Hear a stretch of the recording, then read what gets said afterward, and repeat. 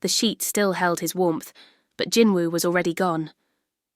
Evelyn's fingers traced the indentation where his body had been, cold now, like everything between them lately. 3 months since the night that should have changed everything. 3 months since blood and bullets and confessions in a panic room. 3 months since he'd looked at her like she was his entire world. Now he looked at her like she was made of glass. Dawn bled pale orange through the floor-to-ceiling windows of their Seoul apartment, washing everything in a colour that felt like endings. Evelyn pushed herself up, the silk sheets sliding off her shoulders, and that's when she heard it, the low murmur of his voice drifting from the balcony. Her heart clenched. She padded barefoot across the cold hardwood, wrapping her arms around herself. The morning air kissed her skin with a chill that had nothing to do with temperature. Through the glass door she could see him, Jinwoo Myung, the man who'd taught her that monsters could bleed, that danger could love, standing rigid against the railing, phone pressed to his ear like a secret. He holds me like I'm disappearing, she thought, but he's the one slipping away. 3 months ago, in that panic room with death scratching at the door, he'd kissed her like salvation, touched her like worship, promised her everything with his body when words failed his mouth. Now he kissed her goodnight with lips that felt like goodbye. Evelyn slid the balcony door open. The city sounds rushed in, distant traffic, a train's lonely whistle, Seoul waking up without them. Jinwoo's spine went taut.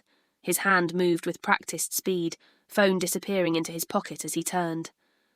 For one heartbeat she saw it. The naked fear in his eyes, the guilt written across features that had learned to hide everything else. Then the mask slid back into place. "You're up early," he said, voice carefully neutral. The voice he used with strangers, not with the woman who'd saved his life and stolen his heart in the same breath. Who was that? The question tasted like ash on her tongue. Nobody. Too quick, too cold. The word hung between them like a body, and Evelyn felt something crack inside her chest. Not break, not yet, but splinter. Hairline fractures in the foundation they'd built from blood and trust and terror. "Jinwoo, you should go back to bed. You have that appointment at 10. He moved past her, close enough that she could smell his cologne, bergamot and cedar, the scent she'd learned to associate with safety. But he didn't touch her. Didn't let their bodies brush even accidentally. 3 months ago, he couldn't keep his hands off her. Evelyn followed him inside, her bare feet silent on the floor. That's when she saw it, the envelope on his desk, crisp and white and addressed in formal print. Seoul Memorial Hospital. Her stomach dropped. "What's that?" She pointed, trying to keep her voice steady. Jinwoo's jaw tightened. In one smooth movement, he snatched the envelope and tucked it into his desk drawer. The lock clicked with a finality that sounded like a door closing. "Nothing you need to worry about," he said, still not meeting her eyes. And there it was, the thing that terrified her most. Not his secrets.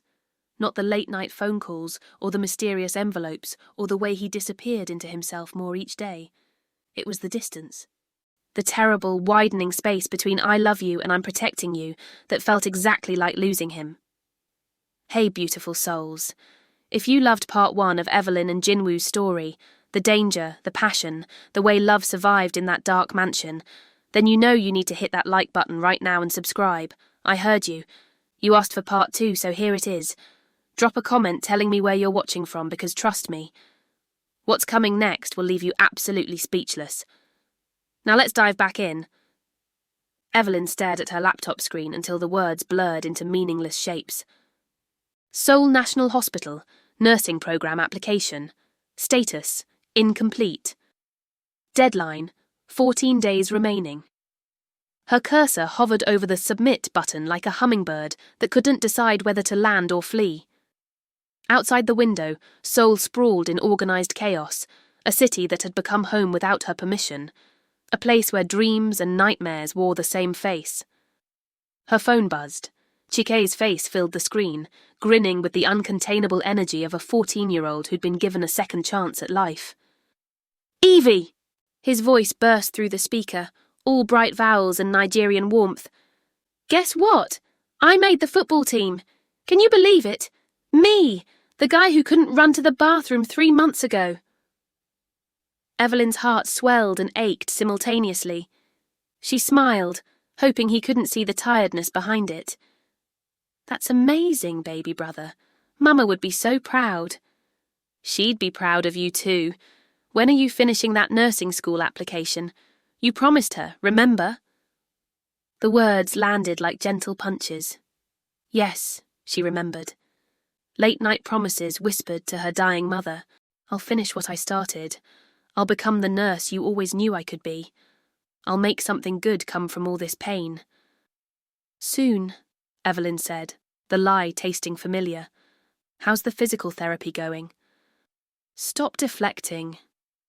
Chike's eyes narrowed with the perception of someone who'd spent too many nights in hospital beds, learning to read the faces of people who lied about being okay. What's wrong? Is it Mr. Jinwoo? Did he hurt you? Because I swear, surgery scar or not, He didn't hurt me. The words came out too fast. We're fine. Everything's fine. Evie. I have to go, Chike. Love you. Call you tomorrow. She ended the video before he could argue, before he could see the tears she refused to let fall. The apartment felt too large suddenly, too quiet. Jinwoo had left an hour ago. Another business meeting he wouldn't explain. Another piece of himself he wouldn't share. Evelyn opened her photos, scrolling back to 2 months ago. There, a candid shot Mrs. Kang had taken without them knowing. Jinwoo standing behind Evelyn at the kitchen counter, his arms wrapped around her waist, his chin on her shoulder. They were making kimchi jjigae, and he was teaching her Korean words, laughing when she butchered the pronunciation. Sarangae, he'd whispered in her ear, lips brushing her temple. I love you. Sarangae, she'd whispered back, turning in his arms to kiss him properly, tasting joy and gochugaru and the future they were supposed to build together. That man, the one who laughed and taught and held her like she was precious, felt like a ghost now. The man who came home these days was careful, controlled. He kissed her goodnight with the kind of gentleness reserved for fragile things. He held her in bed like she might shatter. And every morning, she woke to find his side cold. A knock at the door pulled her from the memory.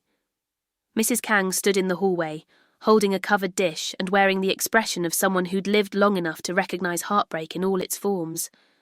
You haven't eaten today, the elderly woman said in accented English, shuffling inside without invitation.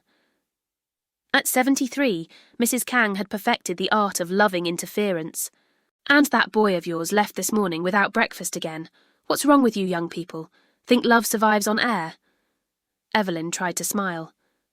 We're okay, Mrs. Kang. Just adjusting. Adjusting.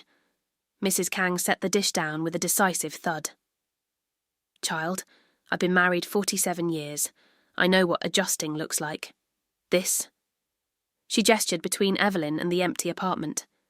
This is 2 people drowning in the same room, too proud to ask for help. The observation hit too close. Evelyn turned away, pretending to organise papers that didn't need organising. He's been taking phone calls, she heard herself say. Mysterious ones. And he hides things from me. There's an envelope from a hospital he won't let me see and... Her voice cracked. Mrs. Kang, what if I survived everything just to lose him to silence? The old woman's hand settled on her shoulder, warm and steady. Have you asked him? Really asked? Not just waited for him to offer? I'm scared of the answer. Fear makes fools of the bravest people. Mrs. Kang squeezed gently. That man looks at you like you hung the moon, but he also looks at you like you're going to disappear. Whatever ghost is haunting him, you won't beat it by pretending it isn't there. After Mrs. Kang left, Evelyn stood at the window watching the city breathe. Her phone buzzed again, this time a text from Jinwoo. Late meeting, don't wait up, sorry. 2 words that somehow said nothing and everything, sorry. He was always sorry these days, sorry for the distance, sorry for the secrets, sorry for becoming someone she had to mourn while he was still alive. That night, Evelyn lay awake in their bed, listening to the apartment's hollow sounds. At 2 a.m, she heard the door open, heard his careful footsteps, heard him pause at the bedroom threshold. She kept her breathing even, eyes closed, playing the role of sleep. The mattress dipped as he slid in beside her. For a long moment, nothing. Then, his hand gentle on her hair, his lips feather soft on her forehead, and his voice, barely a whisper, broken in the darkness. "I'm sorry. I'm so sorry. I don't know how to love you without being afraid of losing you." Evelyn's heart shattered and rebuilt itself in the same breath. She didn't move, didn't let him know she'd heard, but a single tear escaped, sliding across her temple onto the pillow. Because she finally understood. He wasn't pulling away because he'd stopped loving her. He was pulling away because he loved her too much to believe he deserved to keep her. The call came at 10:47 a.m. on a Thursday that tasted like possibility. Evelyn had been folding laundry, Jinwoo's shirts mixed with her dresses, their lives tangled in cotton and fabric softener, when her phone lit up with an unfamiliar number. "Ms. Cole, this is Dr. Park from Seoul National Hospital's nursing program." Her heart stopped, started, stopped again. "We've reviewed your application and academic history, your experience, particularly your emergency medical response in unusual circumstances." A delicate pause that acknowledged the mansion without naming it. "Has impressed our board considerably. We'd like to offer you a full scholarship, 4-year program, all expenses covered, with a stipend for living costs." The room tilted. Evelyn sat down hard on the bed, Jinwoo's shirt clutched in her shaking hands. "The program begins in 6 weeks. I know it's short notice, but we had a last-minute opening and you were top of our wait list. Will you accept?" "Will you accept?"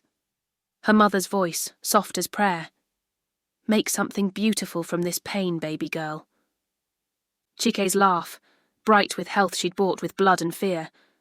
Her own dreams, deferred so long they'd started to feel like someone else's. "Yes." The word escaped before thought could catch it. "Yes, I accept." After the call ended, Evelyn sat in the silence of their apartment, holding her mother's dream in her chest like a live bird. Joy and terror in equal measure. She'd done it. After everything, the mansion, the blood, the bullets, the love born in darkness, she'd reclaimed the future poverty had stolen. But the joy tasted like ashes because all she could think was, how do I tell him? The evening arrived with the weight of fate. Jinwoo came home early for the first time in 2 weeks, and Evelyn knew immediately something was different. He carried a leather portfolio, and his eyes held a light she hadn't seen in months, hope, fragile and desperate. "I have something to show you." His voice trembled with an emotion she couldn't name. He spread architectural plans across their dining table, like laying down cards in a game where everything was at stake. Drawings of a house, beautiful, isolated, wrapped in mountains and silence. Large windows, a garden, a studio space that looked suspiciously designed for studying. "It's 3 hours from Seoul," Jinwoo said, his finger tracing the property lines. "Away from everything, the noise, the memories, the danger. I want us to start fresh, just us. No more looking over our shoulders, no more—" His voice caught. "No more ghosts." Evelyn stared at the plans, and her dreams crumbled into dust. 3 hours from Seoul, 3 hours from the hospital, 3 hours from the future she'd just accepted. A golden cage drawn in blue ink. "Jinwoo, I know I should have mentioned it before." He was talking faster now, words tumbling out like he'd been rehearsing. "But I wanted it to be a surprise, a gift. I put down a deposit yesterday. We can move in 2 months, start over properly, build the life I got into nursing school." The words dropped like stones into still water. Silence. Jinwoo's hands froze on the plans. His face went carefully blank, the mask she'd learned to fear sliding back into place. "When?" "Today. They called this morning." Her voice was barely a whisper. "Full scholarship. 4 years." "When does it start?" 6 weeks. The number hung between them like a countdown to something ending. Jinwoo turned away, his spine rigid, shoulders carrying weight that looked like it might crush him. When he spoke again, his voice was hollow. The house. I already put a deposit down. 4 words that said, I made plans without you. Something hot and sharp flared in Evelyn's chest. Why didn't you ask me first? He spun back, and for the first time in months she saw real emotion crack through his control, anger, fear, desperation bleeding together. Because I knew you'd say no. I knew you'd choose. He stopped himself, but the unfinished sentence screamed between them. Choose something else. Choose anything but me. Choose what, Jinwoo? My dreams? My future? The promise I made to my dying mother? Evelyn's voice rose, 3 months of careful silence finally breaking. You want me to give up everything I've worked for to hide in the mountains with you? That's not what I'm asking. Then what are you asking? She stepped closer, hands shaking. Because it sounds like you're building a beautiful prison and calling it love. I'm trying to keep you safe. The words exploded from him. I'm trying to give you a life where you don't have to be afraid, where... I'm not afraid of the world, Jinwoo. I'm afraid of losing myself in you. The truth landed like a slap. Jinwoo flinched, something breaking behind his eyes. He opened his mouth, closed it, turned back to his architectural plans, his vision of their future that looked nothing like hers. I thought... His voice was raw. I thought we wanted the same things. We do, Evelyn said softly. We just want them in different places. The fight drained from the room, leaving only devastation in its wake. This was worse than shouting, worse than anger. This was 2 people realizing that love might not be enough to bridge the distance between their dreams. That night, they lay in the same bed for the first time as strangers. Evelyn faced the wall, tears sliding silently onto her pillow. Jinwoo faced the opposite direction, the space between them vast as oceans. Neither spoke, neither reached across the divide.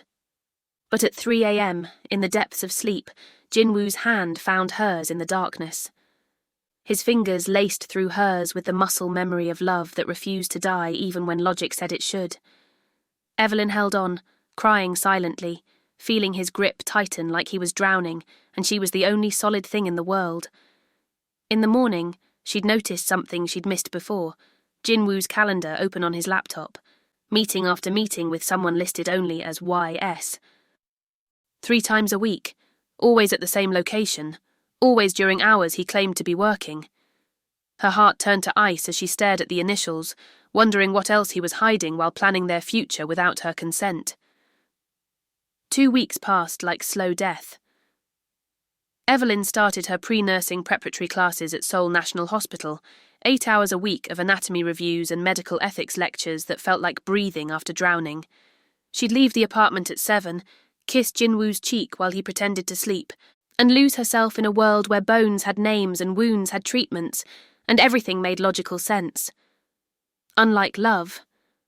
Unlike the man who came home later each night, exhausted and distant, smelling like secrets. They existed in the same space without occupying the same world. Polite strangers who shared a bed and a history written in blood, and a love neither knew how to fix or let go. Pass the salt, Jinwoo would say at dinner. How was your day? Evelyn would ask, already knowing he wouldn't answer honestly. Fine. Yours? Fine. Lies wrapped in civility, served with kimchi and rice, and the slow death of everything they'd survived to build. Mrs. Kang noticed, of course. The old woman had a gift for seeing the wounds people worked hardest to hide. You look like a ghost, she said one afternoon, finding Evelyn on the apartment building's rooftop garden, staring at nothing.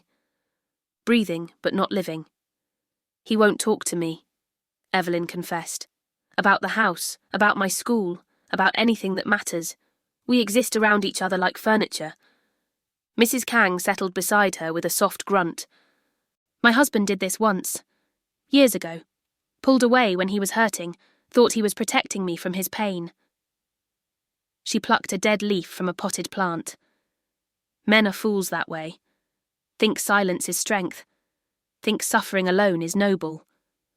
What did you do? Waited. Loved him anyway.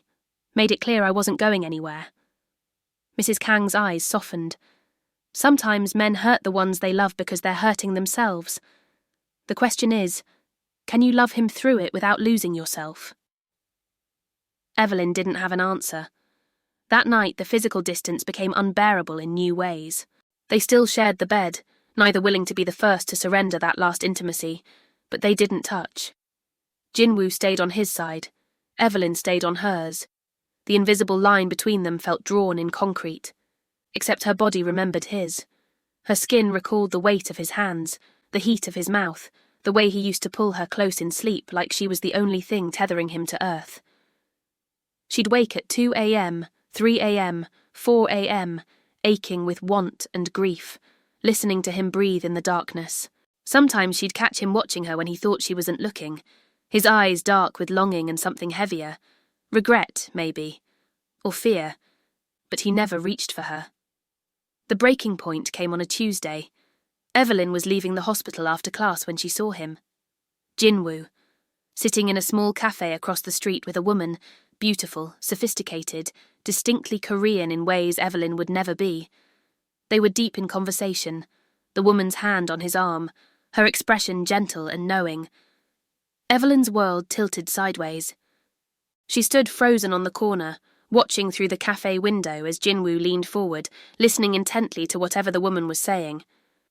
He looked more relaxed than she'd seen him in weeks, more open, more like the man she'd fallen in love with in a mansion that felt like another lifetime. YS, her mind whispered. This is YS. Pain bloomed in her chest, sharp and consuming. She didn't confront him, didn't storm in demanding explanations.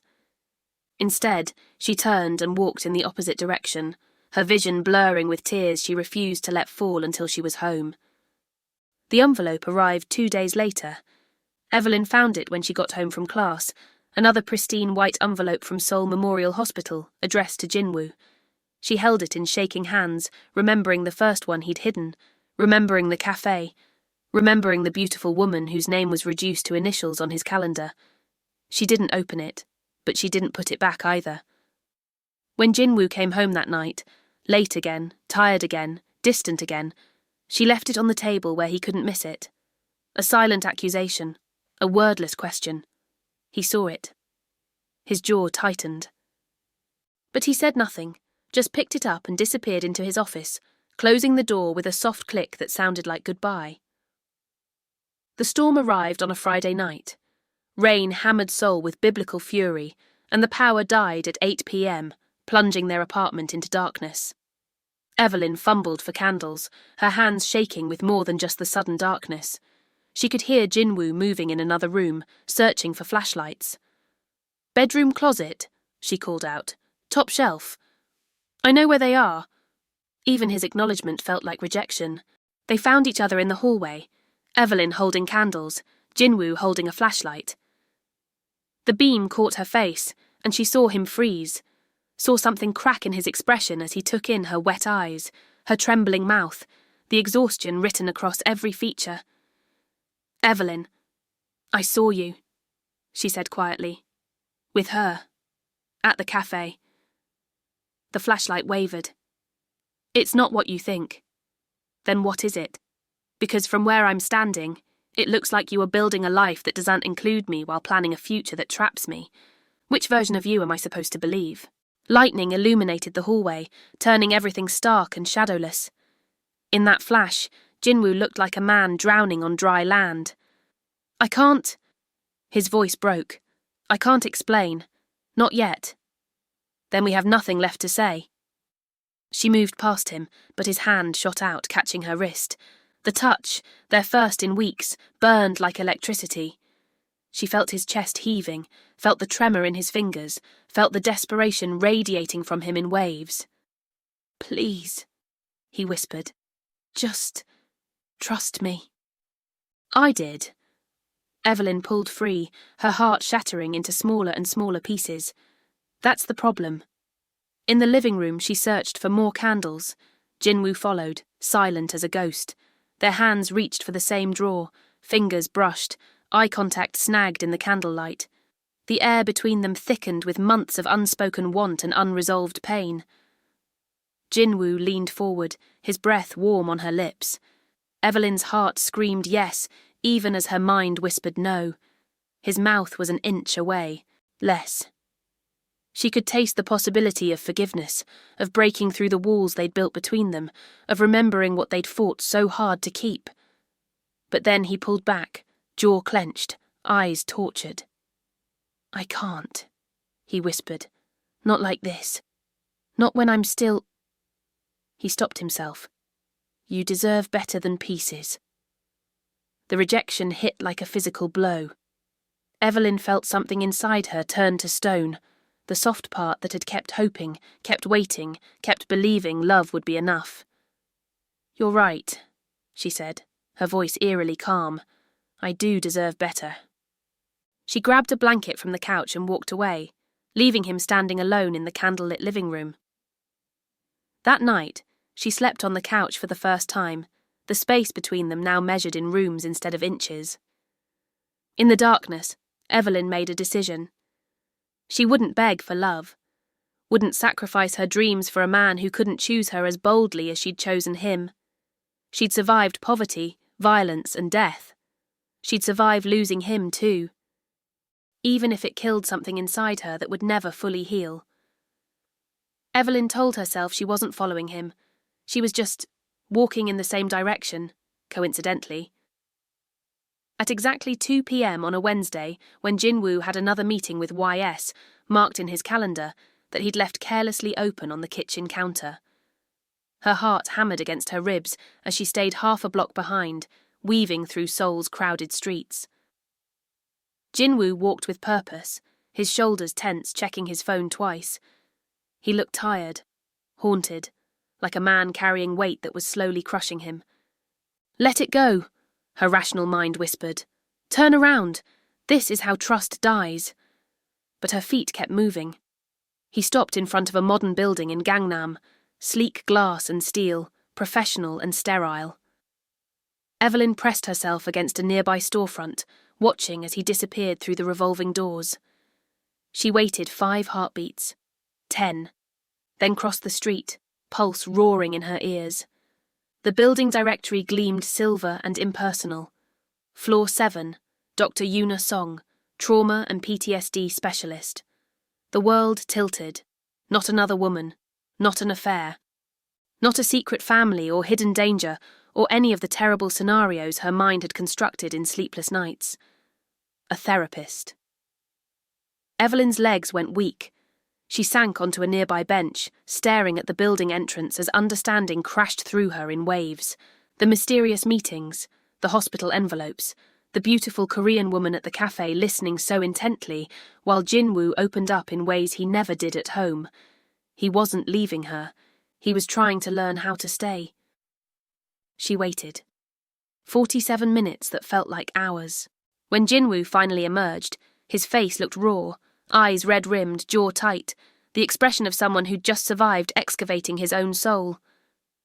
Their eyes met across the street. He froze mid-step, caught. For 3 seconds, neither moved. Then Jinwoo crossed to her, slow and deliberate, like approaching something wild that might bolt. "How long have you been standing there?" His voice was quiet, carefully controlled. "Long enough." Something in his face crumbled. Not the mask breaking, the man beneath it exposed and terrified. "Evelyn." "There's a park 2 blocks from here," she said. "We're going to talk, really talk. No more secrets." They sat on a bench beneath cherry trees just beginning to bloom, spring arriving like a promise neither was sure they could keep. For a long moment, neither spoke. Then Jinwoo exhaled, a breath he seemed to have been holding for months. 4 months, he said finally. "I've been seeing Dr. Song for 4 months, since 2 weeks after we moved to Seoul." Evelyn's throat tightened. "Why didn't you tell me?" "Because I didn't want you to think I'm broken." His hands clenched in his lap. "I didn't want you to stay out of pity. You'd already given up so much. Your country, your comfort, your sense of safety. I couldn't ask you to also carry the weight of fixing me." I never wanted to fix you, Jinwoo. I wanted to know you. He turned to her then, and she saw it, the fear that had been driving everything. Raw, desperate, all-consuming. I have nightmares about Hana every night, about finding her, about failing her. His voice cracked. And then I have nightmares about losing you the same way. I wake up convinced that if I love you too hard, if I need you too much, something terrible will happen, that I'll destroy you just by existing in your orbit. Tears spilled down Evelyn's cheeks. The house was Dr. Song's suggestion, a safe space where I could heal without the triggers of the city, but I presented it all wrong, made it about control when it was supposed to be about... He swallowed hard. About building something new. Together. I'm so scared of losing you that I keep pushing you away. It's insane, it's self-destructive, it's... Human, Evelyn finished softly. It's human. She reached into her bag, pulled out the hospital envelope she'd been carrying for days. What's this really about?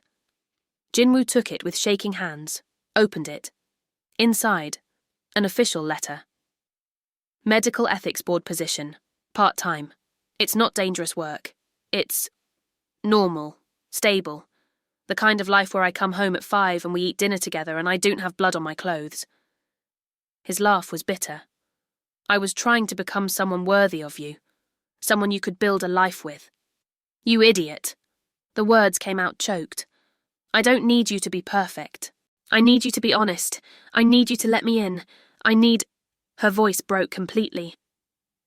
I need you to understand that I fell in love with you in a panic room covered in blood, thinking we were going to die. You think I need perfect? I need real. Jinwoo's composure shattered. I'm terrified you'll wake up one day and realize you don't need me anymore, that you will finish school and meet someone whole and undamaged and wonder what you ever saw in a broken man who can barely sleep through the night without waking up screaming. Evelyn cupped his face with both hands, forcing him to meet her eyes. I don't need you, Jinwoo. I choose you. Every single day I choose you. There's a difference. The first drops of rain began to fall. Then the sky opened up, a sudden downpour that sent people scrambling for shelter. But neither of them moved. Jinwoo pulled Evelyn against him, and she went willingly, their bodies remembering what their words had forgotten. His mouth found hers desperate and seeking, and she kissed him back with months of longing and frustration and love that had survived, despite everything trying to kill it. Rain soaked through their clothes. Passers-by stared. Thunder rumbled overhead, and for the first time in weeks they felt like themselves again. Can we do this? Jinwoo whispered against her lips. Can two broken people heal together without destroying each other? I don't know, Evelyn admitted. But I'm willing to try if you are. His answer was another kiss, softer this time, a promise instead of desperation. Evelyn's phone rang. She almost ignored it, but something made her look, an unknown number. She answered, Jinwoo's arms still around her. Ms. Cole, this is security at Seoul National Hospital. Someone has been asking about you, a man claiming to be family. He's been here 3 times this week, very insistent about your schedule. We thought you should know. Ice flooded Evelyn's veins. What did he look like? Late 20s, Korean, said his name was Min Jun. The name meant nothing, but the threat meant everything. Evelyn looked at Jinwoo, saw her fear reflected in his eyes and understood. Their past wasn't finished with them yet. The man appeared on Thursday. Evelyn saw him first outside the hospital's east entrance, mid-20s, Korean, attractive in a cold way that reminded her uncomfortably of Soo-min.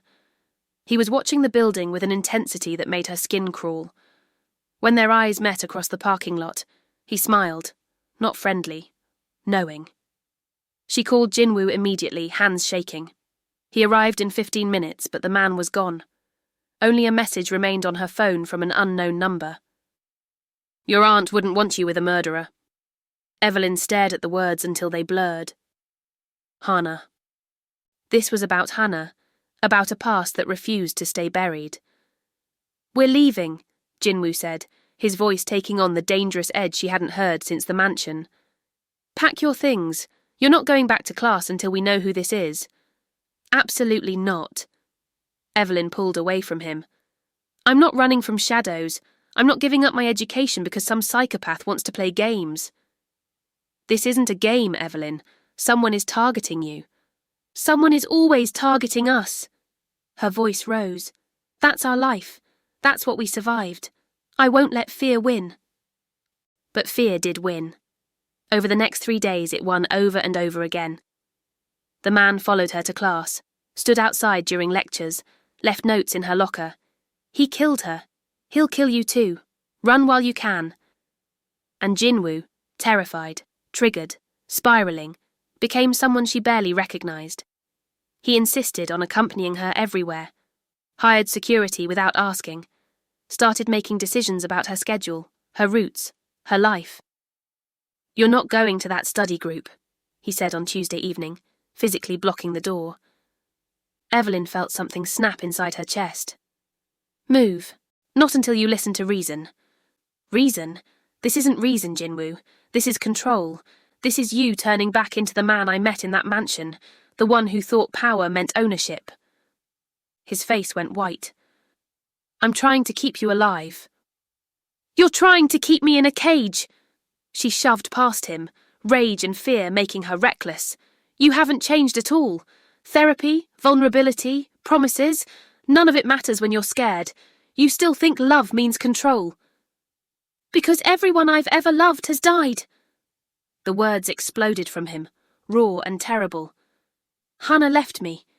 My parents abandoned me. Everyone leaves or dies or... He stopped himself, breathing hard.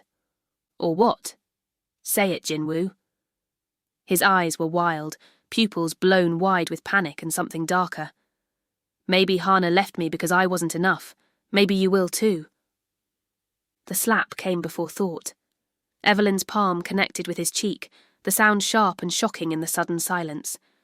They both froze, her hand still raised, his head turned from the impact, horror dawning on both their faces. I'm sorry, she whispered. Oh God, Don't. Jinwoo's voice was hollow. You're right. I haven't changed. I'm still the monster who destroys everything he touches. He walked past her, grabbed his jacket and left. Evelyn stood in the empty apartment, shaking, tasting bile and regret. She'd sworn she'd never be violent with him, never use force when words failed. And yet, her phone buzzed. Mrs. Kang. Come here, child. Now. 5 days of silence. Evelyn stayed with Mrs. Kang, sleeping on the old woman's couch, staring at her phone, waiting for Jinwoo to call. He didn't.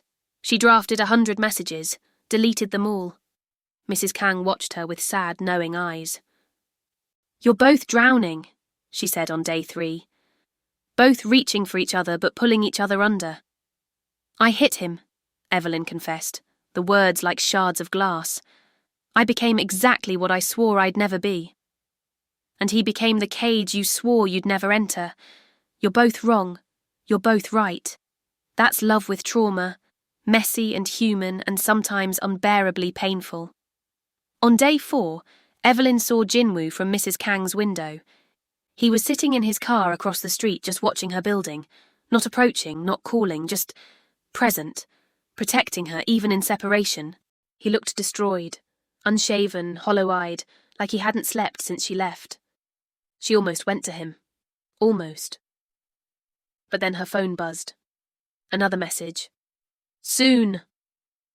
Attached was a photo, her and Jinwoo outside their apartment building, taken from an angle that suggested someone had been inside, in their home, violating their space, written across the image in red. Soon. Evelyn's blood turned to ice. She looked out the window again. Jinwoo's car was gone, but on Mrs. Kang's doorstep sat an envelope she hadn't noticed before. Inside, more photos. Dozens. Her at the hospital, Jinwoo at therapy, them kissing in the rain, their entire lives documented by someone who'd been watching for weeks. Mrs. Kang found her on the floor, hyperventilating. Fear can only win if you let it make decisions for love, the old woman said, pulling Evelyn into her arms. You and that boy need to stop fighting each other and start fighting together. Before this thing, whatever it is, destroys you both. That night, Evelyn finally called him. "I'm sorry," they said simultaneously. "Come home," Jinwoo whispered. "Please. I can't do this without you."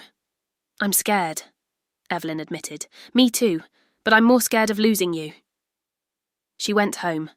They held each other in the doorway, broken and terrified, and still choosing each other despite everything. Outside, in the shadows across the street, Min-jun watched and smiled. Soon. Evelyn went back to the apartment alone on Saturday afternoon. Just to get her textbooks, she told herself. Her nursing materials.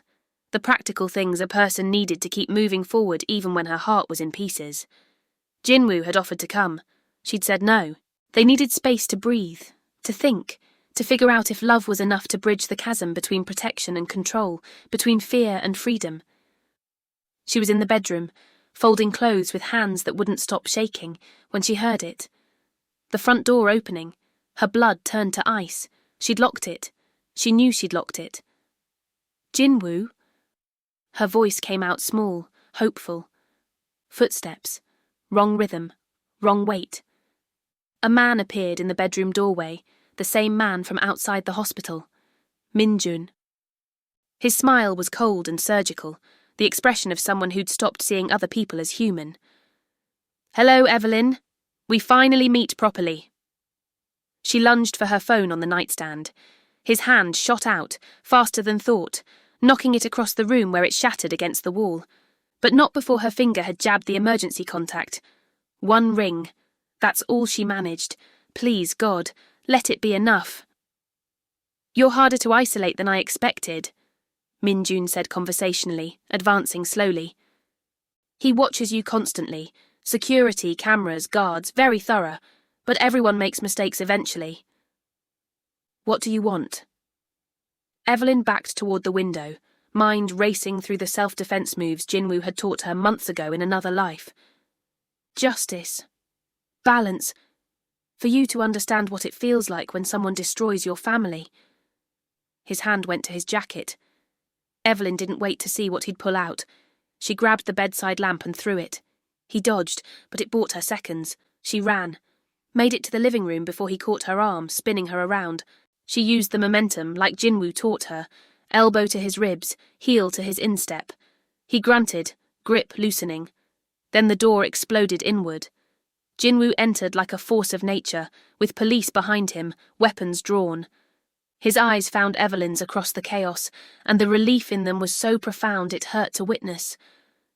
Min-jun released her and bolted for the balcony. Officers pursued, but he was already over the railing, disappearing down the fire escape, with the practiced ease of someone who'd planned every exit. But in his haste, something fell from his pocket. A small notebook, spiralling to the floor. Evelyn sat wrapped in Jinwoo's jacket, giving her statement to police. Her hands had finally stopped shaking, but only because Jinwoo held them, his grip gentle and devastating. When the officers finally left, silence filled the apartment like water. "You had security watching me," Evelyn said quietly. Not an accusation. An observation. "Yes." Jinwoo didn't look away. "After the first message, I hired a team. They were supposed to be invisible, protective, not invasive. I told myself it was different than before, that this was about safety, not control." His voice cracked.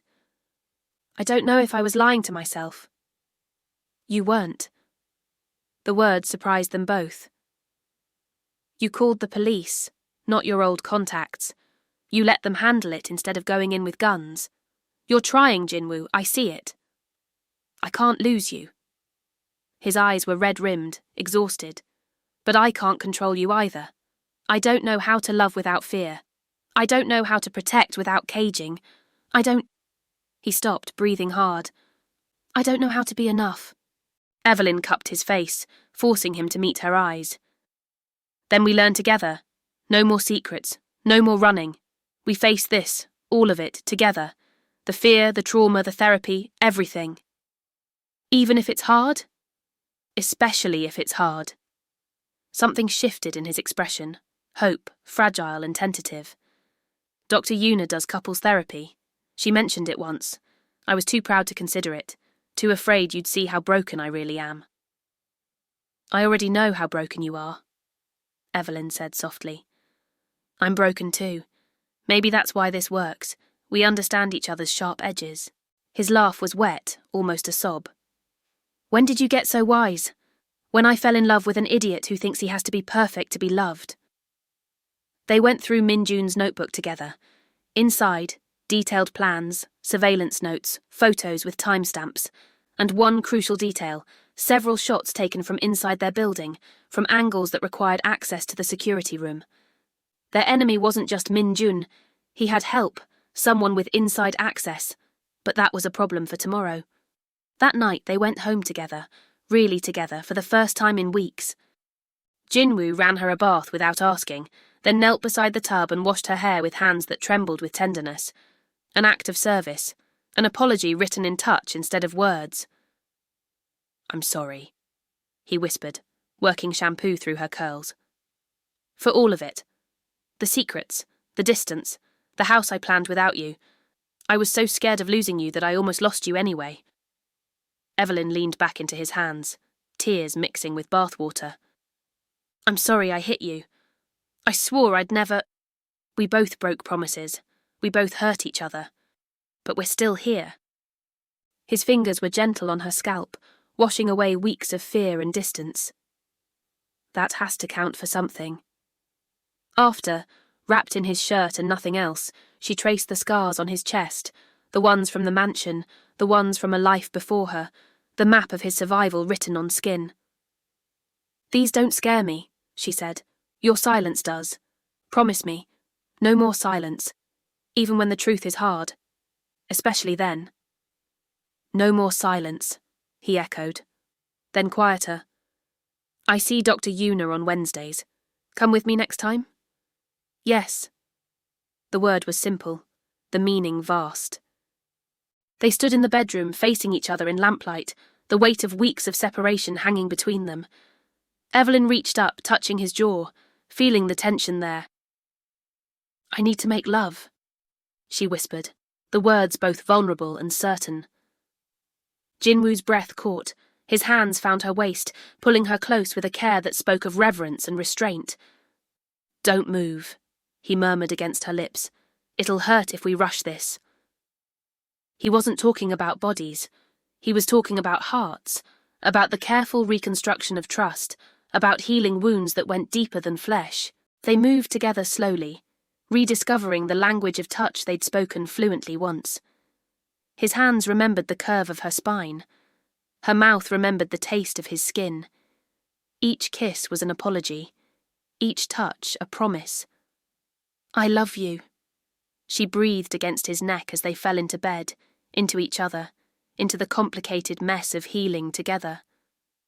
I love you, he answered, and this time it sounded like truth instead of fear. They made love like forgiveness, tender and intense, rebuilding intimacy from the foundation up. Every whispered confession, every shared breath, every moment of vulnerability was an act of courage.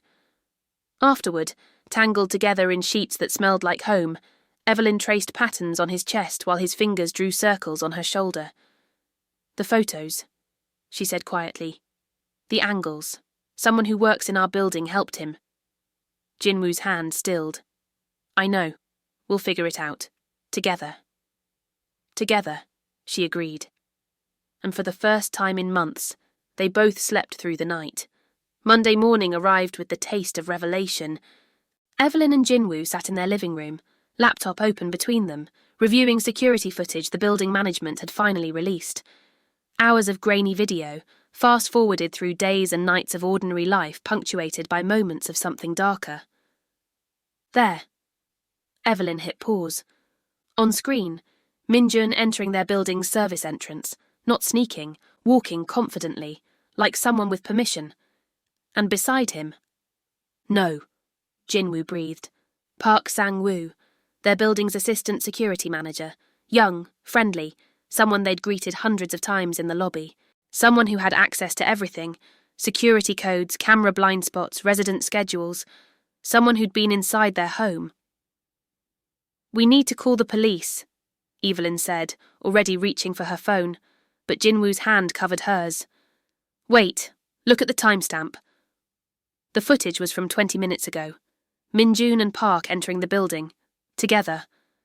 They're here, Evelyn whispered. Right now. Jinwoo's phone rang. Detective Choi, the officer assigned to their case. He answered on speaker. We have a warrant for Park Sang-woo's arrest. Financial records show Min Jun paid him $50 million for building access and information. We're moving in now. The apartment's door lock beeped, the electronic sound of someone using an access code. Evelyn's blood froze. Park had their code. Of course he did. Jinwoo moved fast, positioning himself between Evelyn and the door. Stay behind me. But the person who entered wasn't Park. It was Min Jun, alone, holding something that made Evelyn's nursing instinct scream, a syringe filled with amber liquid. Did you know, Min Jun said conversationally, that Soo-min used to call me every week from prison? Tell me stories about how you destroyed our family? How you took everything from us? Min Jun, Jinwoo's voice was careful, controlled. He made me promise, before he... Min Jun's voice cracked.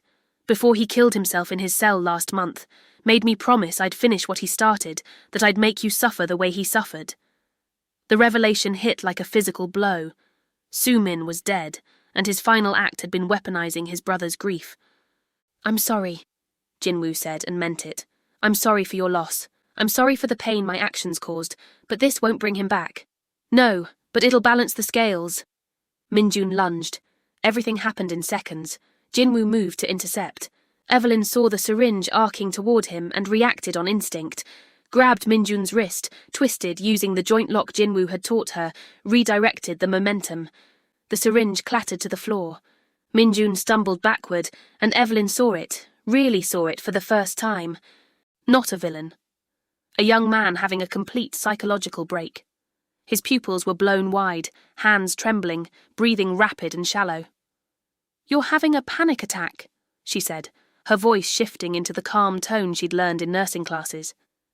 Minjun, listen to me. You need to breathe. In for 4 counts. Hold for 4. Out for 4.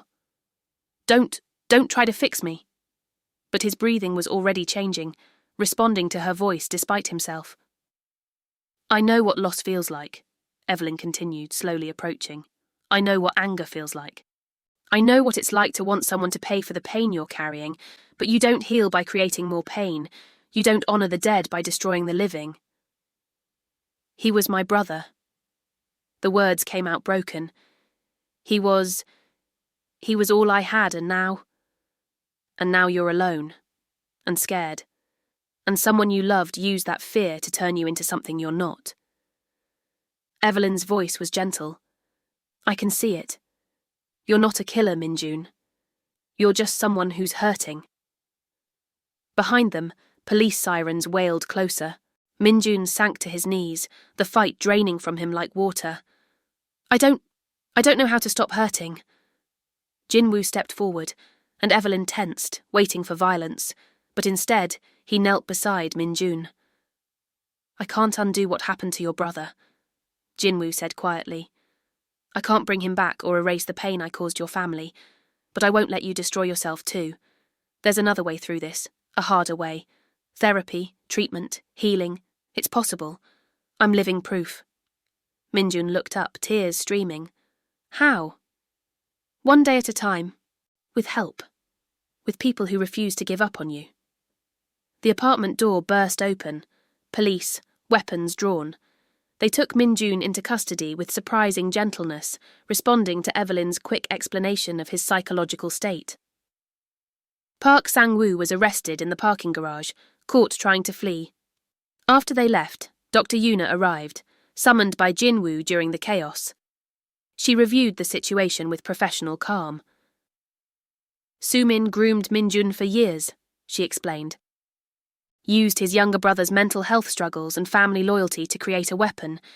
Even from prison, even in death, trauma continues its cycle. She looked at Jinwoo and Evelyn. Unless someone breaks it. We broke it, Evelyn said, taking Jinwoo's hand. You did, Dr. Yuna agreed. You chose compassion over violence, communication over silence, healing over revenge. That's how the cycle ends. Later, standing on their balcony as Seoul glittered beneath them, Jinwoo pulled Evelyn close. You saved us today, he murmured into her hair. Not just from Minjun, from becoming like them, from letting trauma define our future. We saved each other, Evelyn corrected. That's what we do. 6 months later, spring returned to Seoul with cherry blossoms and promises kept. Evelyn stood in her graduation gown, diploma clutched in hands that had once only known cleaning supplies and fear, now steady with purpose and knowledge earned through sleepless nights and relentless determination. The auditorium erupted in applause as her name echoed through the speakers. In the crowd, Jinwoo stood clapping, eyes bright with tears he no longer felt ashamed to shed. And beside him, impossibly wonderfully, Chike, 14 and glowing with health, grinning like he'd won the lottery. Surprise! Jinwoo mouthed when she found them after the ceremony. Evelyn flew into Chike's arms, laughing and crying simultaneously. When? Mr. Jinwoo flew me in last week, Chike said, squeezing her tight. Said something about his future sister-in-law deserving her family at graduation. Sister-in-law. The word settled in her chest like warmth. Their new apartment was smaller than the last, a cosy 2-bedroom near Seoul National Hospital with a terrace garden that Evelyn had filled with herbs and flowers.